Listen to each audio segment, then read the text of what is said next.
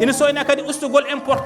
importation ko Sénégal jiggoytono to bange pétrole e to bange gaz so ƴeewama e nder jiggode Sénégal ko no gas e kala temedere te jiggoyto ɗum ko Europe so tawi ɗum ɗo laatima nden jiggore nattat hankadi ko wiyete balance commercial woni ɓetirgal ngal ɗon hay so yerodirani ma ummito seeɗa ha ɓuuro ɓaɗodirde jiiɗani ɗum ko to bange industrie pétrolière ina ɗamina darnugol baylirɗe to bange kala ko fagga e pétrole taw ko ɗo e nder leydi ndi ɗum waɗate walla industrie pétrochimique ina ɗamina kadi transformation wonande institut mo mbindeno heblude yimɓe ɓe ganduɗa ɓe ko wawɓe waylude ɗen caltoji walla ndin caltiri ummotode e pétrole beela ina wawa fewnitede ɗo e nder Sénégal caggal ɗum ina ɗamina ko avantage uji kalten kono noon ko ɗama o wonde ma waw fewdande en won gueɗe ɗe ganduɗa ɗe ko kutorɗe to banggue ndema so engrais en so goɗɗum gabbuɗo ɗum hen hayso tawi leydi Sénégal ko adi ɗum ina jogui phosphate o ha joni eɗen ñencina ɗum nana yalta leydi Sénégal kono ha joni engrais fewda ko ɗo haydara fewda ko ɗo wadde kalten ko ɗo ko ɗamawu tan mo ganduɗa o so moƴƴinama fewdama ina wawi wonde caggal ɗum kadi laamu leydi Sénégal jaltugu ngu wi coñani gadandi pétrole leydi Sénégal gattam ɓurɗam hewde ɗam yuppoyte koye ndema en keeɓi ɗum ɗo e pétrole e gaz juppoyten ɗum koto ndema le comment noon an kadi holno ɗum wonirta toonne kadi ina wawi jibinde coppuli kewɗe e jonle kewɗe ganden kadi ko Sénégal pétrole et gaz woni matière première de carburant ɗo e nder leydi Sénégal ko kutorte toon ko kañum woni gueɗal gadandal to banggue transport ko kutortoɗen hen yanti hen kadi ko wiyete économie industrielle woni faggude yowitinde e mbaylaari ko ɗum taaɓal pattam lamiwal ɗum ɗo foof ko avantage uji baji dañƴi hen paamen kadi hande duƴƴal ɓamtare aduna o ɓetate koye barigal pétrole manam wiyete ko barigal ngal tolnima ɗo cogguji aduna o tolnine ɗo barigal tolnima ɗo cogguji aduna tolnine ɗo wadde yo en paam ɗum wona sara e nder on to banggue kulhuli ɗi avantage uji ne keddi ha heewi ko mbawɗen haalde e kono hakkude haalde nde e yiide nde kadi wonko heewi ko woni ɗon to banggue kulhuli ko noon ha yeehi won yimɓe ne kaala ko wiyete malédiction du pétrole adi haalde ɗum ko jeeyaɗo Venezuela wonno ministre des énergies mo Venezuela o wiyete ko Pablo Pérez Alonso kanko adi haalde malédiction du pétrole woni kiite pétrole manam kala pétrole feñno kiite peeñi ha feñde seydanagal ina addani yimɓe caɗele ko yiita ko e pétrole gaz yiita koto woɗɗani ha ɓurti powle woni les côtes holko ɗum firti ko jiitu pétrole o jencingol mum ina wawi raɓorde dendagal nokkuji gonɗi e ser ɗon ɓuuri tengtude e raaɓo to banggue awa saabu gaz Sénégal ɗo yiita to ko nokku mo ganduɗa o ko nokku awa ko ɓuuri ho hen hewde te awa eɗen gandi sa ƴeewi ɓetirgal Sénégal to banggue faggudu ko PIB mum ko yaltinta ko ɗo heedi ɗo Sénégal ina mawni sanne joni noon so pétrole yitama toon ina wawi jogoɗen kulhuli beela ala ko ɗum battinta e awa wonnogue on ɗon ha ɗum wasa latade menace de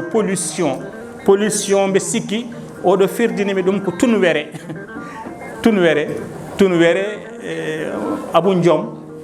Abou Racine Diom o firdani en ɗum ko tunwere ɗum ni kadi ko bonnata weeyo ngo e ko wiyete émission de gaz na addana en sen ƴeewi joni e bawɗe Allah ɗo joni hakkude men e asman Allah ina waɗi ɗon heɗɗawo goto wudere wotere wiyete ko couche d'ozone on ɗon heɗɗawo mbo Allah waɗi ko kañum waɗi ha nangue nguleki mum wonɗa haɗata en ay joni nde puɗɗen wadde cokkas couche d'ozone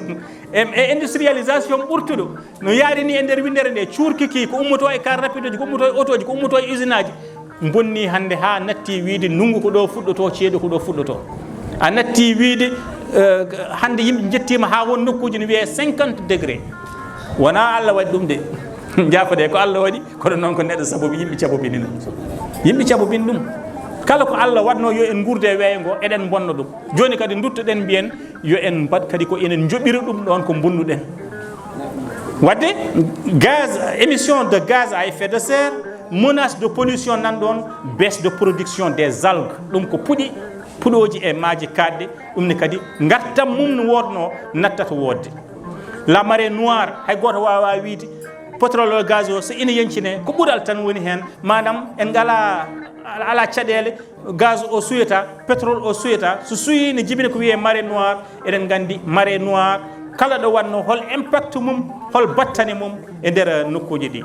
catastrophe écologique musibbaji bawɗi jibinede hen kadi ina keewi bonna maaji bonna puɗi bonna kullon foof gonkon e nder ɗen ɗon maaji taw ɗum ko marée noire eɗen gandi sen ƴewtima tariki aduna o holto mareji noire mbanno holko ɗum bonni to banggue gurdam ɗam la pollution des eaux air et sol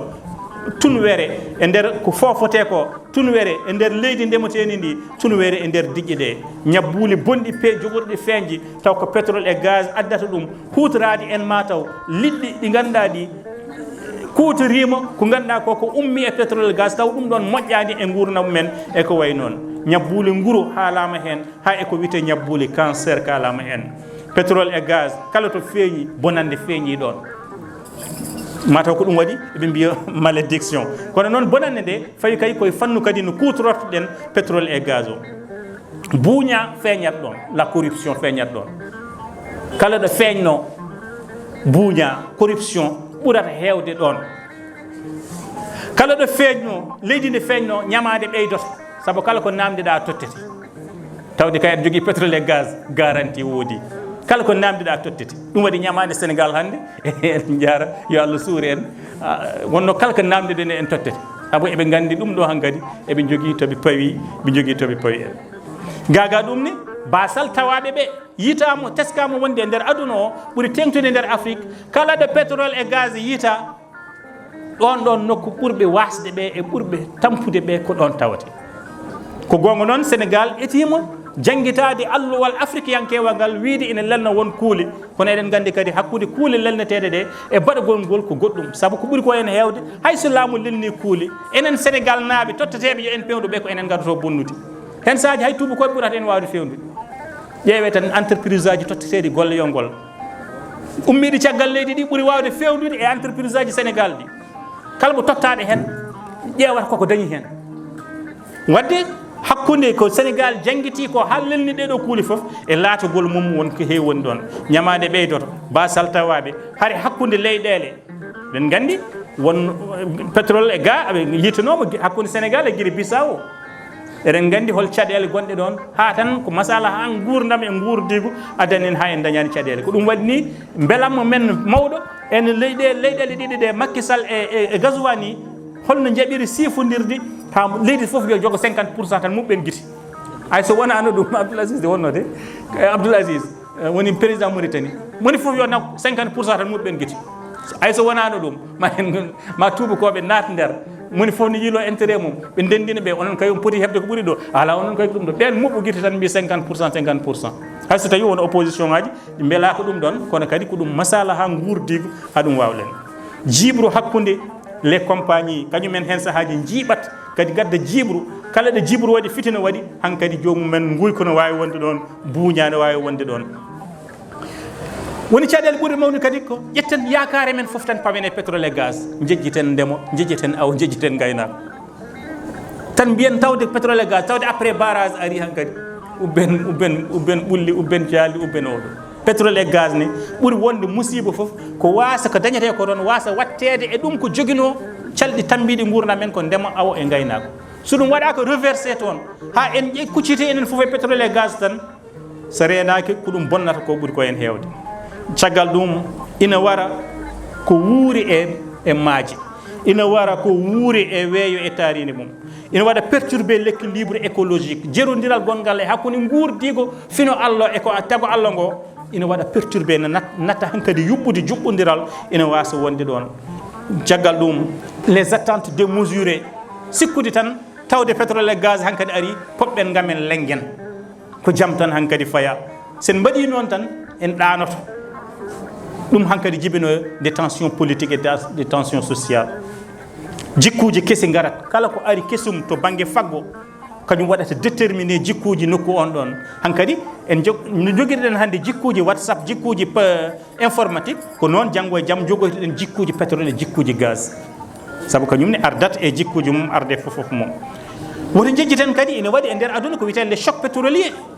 ƴetten gueɗe men fof tan pawen e nder choc pétrolier waɗi 1973 goɗɗo waɗi hakkude 1979 goɗɗo waɗi 1979 ha 82 les choc pétrolier woto jejjiten tawde aduna o hiisate koye barigal doral holko jarate nder aduna o ngol ɗon kiisogol hen sahaji eɗen mbawi finde tan barigal jaratnogal capanɗe jeetati wiye hande barigal jarat ko nogas e joyyi kibaru noon budget ma foof kibaru noon ɗamaw gurnam ma e ko ɓetnoɗa e budget ma hitande nde foof sa wiyama barigal capanɗe jeetati jaratnogal hikka tawde haare waɗi Ukraine waɗi to tawde Russie nan haaɓe hankkadi wonti nogas e joyyi nogas e joyyi prévision budgétaire mo joguinoɗa foof bonat e nder leydi ndi les chocs pétroliers en kaali ɗum les ajustements saabu eɗen mbawi wiide hankkadi ko yowite pétrole et gaz so tawi a wonti leydi pétrole et gaz wona an jogui labogal ngal won leyɗele joguiɗe ɗum woto jejjiten pétrole et gaz won leyɗele joguiɗe labogal ngal ko noon jiltirta tugnade e la surproduction jowa tellina ha less tugnade e la sous-production ngabbina ha dow tugnade e tawde a natti jogade labogal aduniyankewal kul huli kadi nan ɗon jam ko hen wonde foof ko jokkude gurdam hono no gurduɗen ni to banggue remoɓe yo jokku gurdam men eno gurduno awoɓe jokku gurdam men eno gawiranno aynaɓe jokku gurdam men eno gawriranno kala ko tawi hen to banggue pétrole ɓe mbiya nam ɓe ƴetta jaafoɗon ko meftande jaafoɗon ina wawi namdoɗon ɗo komi wawa jabade saabu wona domaine am tawi tan ko haalde gonga Allah wona domaine am Mamadou Ba en fof nanggui hen ala fof ko neldanimi e banggue article uji zone Afrique foof beela yewtere nde ina yuɓɓa ina wayni ina wawi kadi taw won wonɓe ɗo tawde ko spécialiste en min kam ko wona domaine am wona haydara so namimi ɗo joni joni hunde gaz et pétrole widemi mi anda mi hersirta ɗum saabu wona domaine am ɗum noon pamiren ɗum hono noon kala kadi joguiɗo ko ina wallita e ko ina ɓeyde hen eɗen mbi ɗum bisimilla mum jaafoɗon mi ina wawi taw mi fanno meftude kono mi ɓafti kono tawde hawre futuro woni tan allahumma salli ala seydina Muhammad wa sallim